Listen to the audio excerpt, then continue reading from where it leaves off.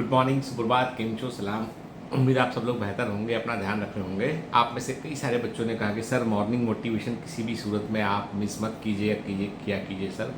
और आप जो है वो आया करो रेगुलर, है ना। और आप जैसे सुबह 8 बजे आया करते थे, 7 बजे आया करते थे, थोड़ा पहले आया करो, हमारा टाइम टेबल भी सेट आता है उससे। और मैं आपकी बात से कन्विंस हूँ। मैंने कहा कि चलो सुबह रिकॉर्ड करने में दिक्कत है तो मैं ऑफिस से रिकॉर्ड करूँगा, एक दिन पहले रिकॉर्ड करूँगा, पर आपसे मिलूंगा जरूर सुबह आके, और मैं भी अपना शेड्यूल गड़बड़ नहीं होने दूंगा, ठीक है। ये मेरे और आपके बीच का एक दिल का कनेक्शन है, एक प्रॉमिस है जो हमने आप एक दूसरे से किया हुआ है। जैसे मैं कोई आपसे प्रॉमिस करता हूँ, पूरा करने की कोशिश करता हूँ, वैसे ही मैं चाहता हूँ कि आप भी जो है वो मुझसे प्रॉमिस करें कि आप अपने जीवन का सबसे बेस्ट देने की कोशिश करेंगे इस साल अपने एग्ज़ाम में, ठीक है। और बिल्कुल ईमानदारी के साथ जब आपको लगता है कि you need 1 more year for preparation, आपको एक साल पूरा लगने का प्रिपरेशन के लिए, तो भी मैं कहता हूँ कोशिश तो कीजिए, लेकिन दिमाग एकदम क्लियर रखिए अपना कि हाँ हमको पढ़ना है, हमको 26 वाला एग्ज़ाम देना है, तो उसको लेके भी कोई बुराई नहीं बेटा। यदि हम पहले से प्लान ठीक से कर लेते हैं ना तो कोई बुराई नहीं हमको, ठीक है। लेकिन मैं कहता हूँ जो सामने है उसके लिए सबसे पहले तो उसके लिए पूरी कोशिश हमको करना चाहिए। चलिए, आज के मॉर्निंग मोटिवेशन सेशन में मैं आपको एक अच्छी सी कहानी सुनाऊंगा कि एक बार क्या होता है, एक राज्य रहता है। उस राज्य में एक राजा रहता है, तो वो राजा बड़ा चिंतित रहता है ये देखकर कि राज्य की जो जनता है वो धीमे धीमे जो है वो अधर्म के मार्ग पे चलने लगी है, पापी होती जा रही है, लोग एक दूसरे का लोग बुरा कर रहे हैं, अच्छी बातें कम हो रही हैं, और बुराई धीमे धीमे जो है वो डोमिनेट करती चली जा रही है। तो उसको लगता है कि यार राज्य के जो लोग हैं वो पता नहीं उनको क्या हो गया है, अब वो अच्छाई का या अच्छे कर्मों पर उतना जोर नहीं दे रहे हैं। वक्त बदल गया है, जमाना बदल गया है, क्या बदल गया है राजा समझ नहीं पाता है। तो राजा कहता है पब्लिक को एक संदेश देना बहुत जरूरी है, तो मैं एक काम करता हूँ कि मैं कुछ ऐसा करता हूँ जो पब्लिक तक मैसेज बन के पहुँचे।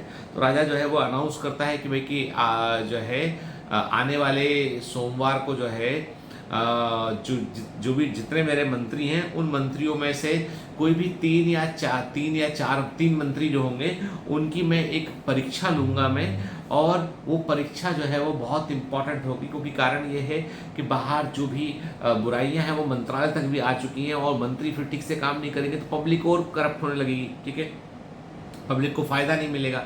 तो राजा कहता है कि हम कोई 3 मंत्री जो है उनकी परीक्षा लेंगे। कौन वो 3 मंत्री होंगे अभी नहीं बताएंगे हम अगले सोमवार को ही बताएंगे हम, ठीक है।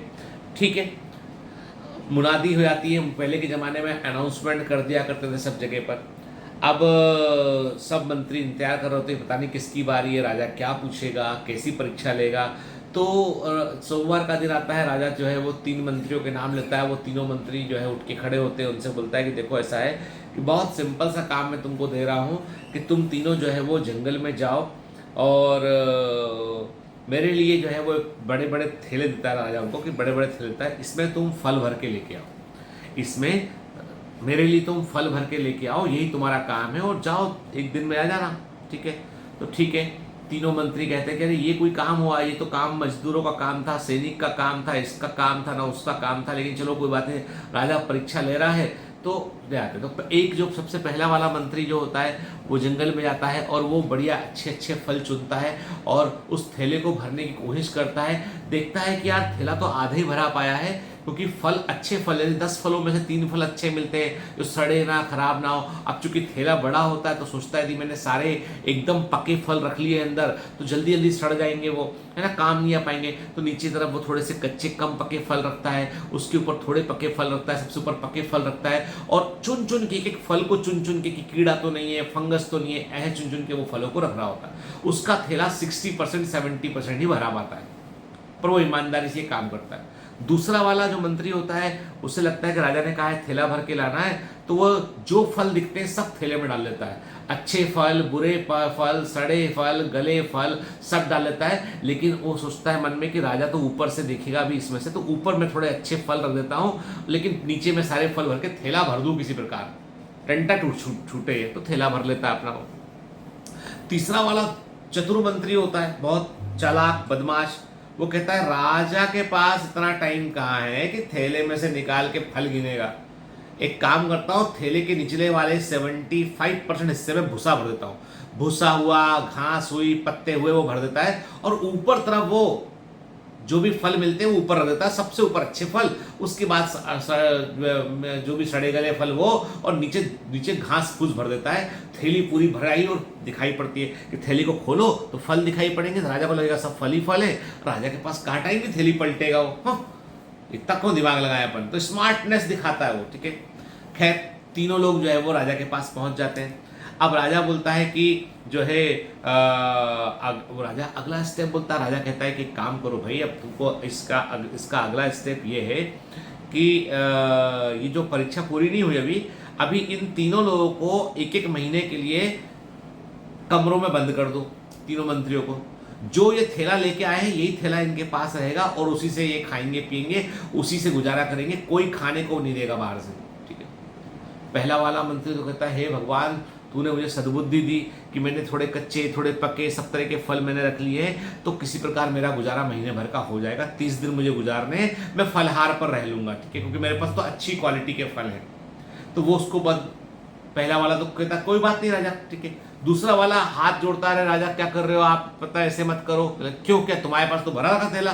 बोलता नहीं नहीं, उसमें क्या है, सब थोड़े सड़े फल भी हैं, गले फल भी हैं, कच्चे फल भी हैं, पक्के, मतलब सब तरह के फल है और सब मिक्स है, तो जल्दी खराब हो जाएंगे ये, मैं तो 10 दिन से अधिक जिंदा नहीं रह पाऊंगा वो। तीसरा वाला कहता है, तीसरा वाला तो जमीन पे लेट जाता है, बोलता राजा माफ कर दो मुझे, मुझसे गलती होगी। क्या किया, क्यों गलती, क्या गलती होगी। बोलता नहीं, मैं तो फल है ही नहीं इसमें तो घास फूस और भूसा है, ऊपर ही थोड़े से फल है, 2 दिन से ज्यादा मेरा गुजारा नहीं हो पाएगा, मैं तो मर जाऊंगा 1 महीने में तो। फिर राजा कहता है,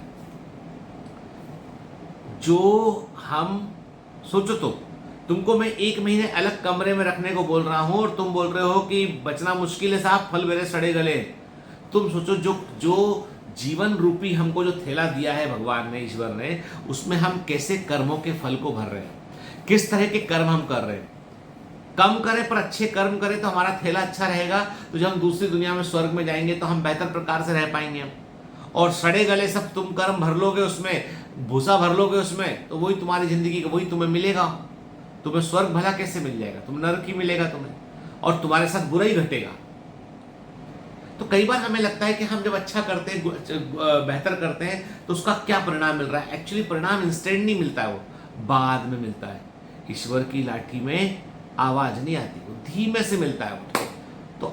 तो मुझसे कई लोग कहते हैं कि सर आपको दूसरे एडटेक स्टार्टअप के समान स्मार्ट बनना चाहिए, आपको भी बाय हुक एंड क्रोक अपने फर्जी फैन चैनल बनाना चाहिए, खूब सारे आपको 150-200 फैन पेज बना लो, 200-500 चैनल बना लो, फिर अपना एक पर्सपेक्टिव बनाना शुरू कर दो, फियर ऑफ मिसिंग आउट बच्चों में जनरेट करोगे, तुमने यदि ये ज्वाइन नहीं किया है तो तुम्हारा कुछ नहीं हो पाएगा। तो मैं कहता हूं कि भाई ये सब चीजें शॉर्ट टर्म में काम करती, लॉन्ग टर्म में जो चीज काम करती वो है आपका क्वालिटी ऑफ द कंटेंट, जो बायोमेंटस ने 2017 से लेके अब तक मेंटेन रखा है पूरा। क्वालिटी, कंटेंट की क्वालिटी, जो एग्जाम की नीड है उसको सीधा हिट करना। मतलब हम अर्जुन की ने चिड़िया की आंख देखी थी, वैसे हमें नीट का एग्जाम ही देखते हैं। हमको वो तमाशे बनाना कि कोर्स लॉन्च हो रहा है तो तमाम लोग तमाशे कर रहे हैं, डांस चल रहा है, स्टेज पर डांस चल रहा है, बच्चे जो पढ़ने वाले बच्चे वो खड़े हैं क्योंकि अगले साल का बैच लॉन्च हो रहा है। वाह भाई वाह, जो पढ़ने वाला बच्चा उसे पढ़ने मत दो, वो भीड़ में खड़ा कर दो, और फिर टीचर आके डांस कर रहे हैं कि मेरा कोर्स लॉन्च हो रहा है, हम तुमको पढ़ाने आ रहे हैं, है ना, मैं तुमको पढ़ाने आ रही हूँ, बच्चों बच्चों बच्चों बच्चों बच्चों पढ़ेंगे। तो ये सब तमाशे जो होते हैं ना, ये तमाशे जो है ना वो लॉन्ग टर्म में काम नहीं आते, और तुम्हें करियर बनाने आए हो तुम या नोटंकी देखने आए हो तुम के।